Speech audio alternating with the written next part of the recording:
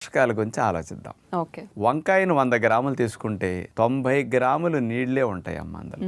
అందులో శక్తి 25 కిలో క్యాలరీలు, పిండి పదార్థాలు 3 గ్రాములు, మాంసకృతులు 1.5 గ్రాము, పీచు పదార్థాలు 4 గ్రాములు, విటమిన్ కే తీసుకుంటే 15 మైక్రోగ్రాములు, ఫోలిక్ యాసిడ్ అమ్మ 33 మైక్రోగ్రాములు ఉన్నాయి. ఇవి వంకాయలో ఉండే స్థూల మరియు సూక్ష్మ పోషక విలువలు. అయితే డాక్టర్ గారు, మరి ఇవన్నీ కూడా మన ఆరోగ్యానికి లేదంటే కొన్ని కండిషన్స్కి, కొన్ని జబ్బులు ఉన్న వాళ్ళకి తింటే మంచిది అని చెప్తూ ఉంటారు కదా. అవునమ్మా. మరి సాధారణంగా ఇందాక చెప్పినట్టుగా వంకాయ అనేది సాధారణంగా జబ్బులు వచ్చిన వాళ్ళు, మందులు వాడేవాళ్ళు తినకూడదు అని చెప్తూ ఉంటారు.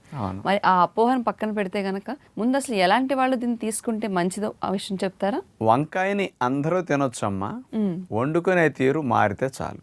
ఓకే. వండుకునే తీరు దోషం వల్లే వంకాయ వల్ల కొంతమందికి నొప్పులు ఎక్కువ అవటం, అలర్జీలు రావటం, దద్దుర్లు దురదలు రావటం, చర్మ